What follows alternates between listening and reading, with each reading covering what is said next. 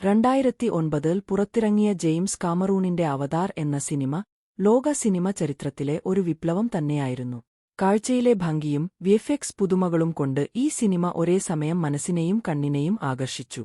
എന്നാൽ അതിനേക്കാൾ വലിയതായിരുന്നത് അതിന്റെ ഉള്ളടക്കമാണ്. പ്രകൃതിയോടുള്ള ബന്ധം, മനുഷ്യരുടെ അധിനിവേശ മനോഭാവം, ആത്മബന്ധം, പ്രണയം, യുദ്ധം എല്ലാം ചേർന്നൊരു അദ്ഭുതകഥ. കഥ നടക്കുന്നത് ഭാവിയിലെ 2154-ലാണ്. ഭൂമിയിലെ പ്രകൃതിസമ്പത്തുകൾ തീർന്നതോടെ മനുഷ്യർ പാണ്ടോറ എന്ന ചന്ദ്രനിലേക്കാണ് എത്തുന്നത്. അവിടെ അനോപ്റ്റേനിയം എന്ന വിലയേറിയ ധാതു ലഭ്യമാകുമെന്നതാണ് ലക്ഷ്യം. എന്നാൽ അവിടെ ജീവിക്കുന്ന നവി ജനതയാണ് ഏറ്റവും വലിയ തടസ്സം.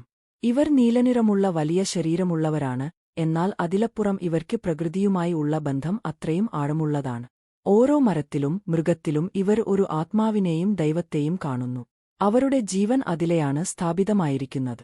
നവി ജനതയെ അടുത്തറിയാനും അവരുടെ വിശ്വാസങ്ങളും സംസ്കാരവും മനസ്സിലാക്കാനുമായി മനുഷ്യർ വികസിപ്പിച്ചെടുത്തതാണ് അവതാർ പദ്ധതി. അതായത് മനുഷ്യനവി ജീനുകളിലൂടെ നിർമ്മിച്ച ശരീരങ്ങൾ മനുഷ്യർ തന്നെ അവരുടെ മനസ്സിലൂടെ നിയന്ത്രിക്കാവുന്ന വിധത്തിൽ. ഇതിലേക്ക് ചേരുകയാണ് മുൻ സൈനികനുമായ ജേക്ക് സുള്ളി.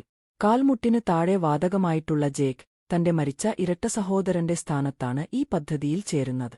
ജേക്ക് പാണ്ടോറയിലെ വനത്തിലേക്കുള്ള തന്റെ ആദ്യ യാത്ര ആരംഭിക്കുന്നു. അവതാർ ശരീരത്തിലൂടെ ജേക്ക് പാണ്ടോറയുടെ ആവേശഭരിതമായ പ്രകൃതിയിലേക്ക് ഇറങ്ങുന്നു. എന്നാൽ ആദ്യ യാത്ര തന്നെ അപകടത്തിലാകുന്നു. വനത്തിൽ വഴിതെറ്റിയ ജേക്ക് പല പ്രകൃതി സ്വഭാവമുള്ള മൃഗങ്ങളെ നേരിടുന്നു. അപ്പോഴാണ് അവനെ രക്ഷിക്കുന്നതും ഈ കഥയുടെ ഹൃദയകഥാപാത്രവുമായ നെയ്തിരി എന്ന നവി യുവതി. അവൾ ജേക്കിനെ തന്റെ ഗോത്രത്തിലേക്ക് കൊണ്ടുപോകുന്നു. അവിടെ നിന്ന് തുടക്കമാവുകയാണ് ജേക്കിന്റെ ആന്തരിക മാറ്റം. ജേക്ക് നവി സമൂഹത്തിൽ അംഗീകരിക്കപ്പെടുന്നു. അവൻ അവരോടൊപ്പം ജീവിക്കുന്നു, അവരുടെ ഭാഷ പഠിക്കുന്നു, മരങ്ങളോടും മൃഗങ്ങളോടും ഉള്ള ആത്മബന്ധം മനസ്സിലാക്കുന്നു. നെയ്തിരിയുമായുള്ള ബന്ധം പ്രണയത്തിലേക്ക് വളരുന്നു.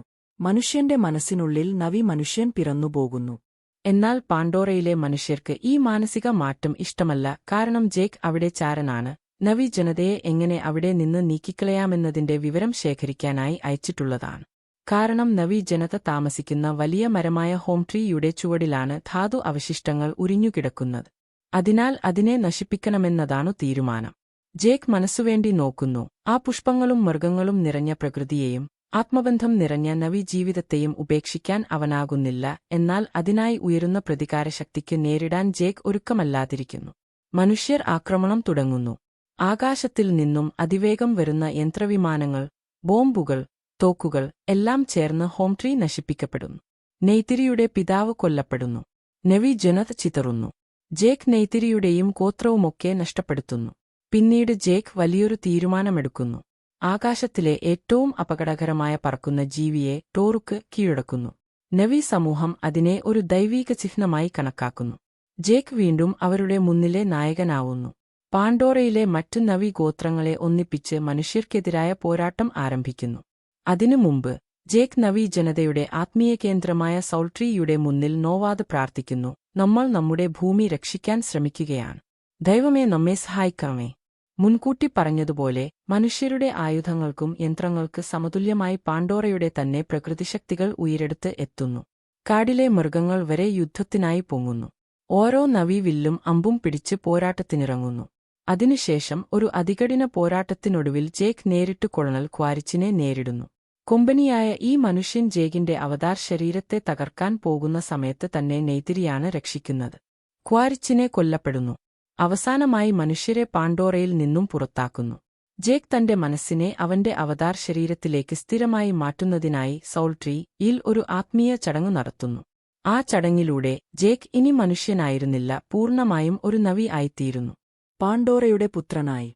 ഇതായിരുന്ന അവതാർ. പ്രകൃതിയോടുള്ള ആത്മബന്ധം, മനുഷ്യരുടെ അധിനിവേശ താൽപര്യങ്ങൾ, യുദ്ധവും പ്രണയവും ചേർന്ന് ഒരുപാട് ആഴമുള്ള സന്ദേശമുള്ളൊരു വിശ്വമാന്യമായ കഥ. ഇങ്ങനെ കൂടുതൽ സിനിമകൾക്കായി ഒറ്റ സീറ്റിൽ കേൾക്കാൻ നിങ്ങളുടെ സ്വന്തം ചാനലായ മൂവി ഇൻ 10 മിനിറ്റ്സ് സബ്സ്ക്രൈബ് ചെയ്യൂ.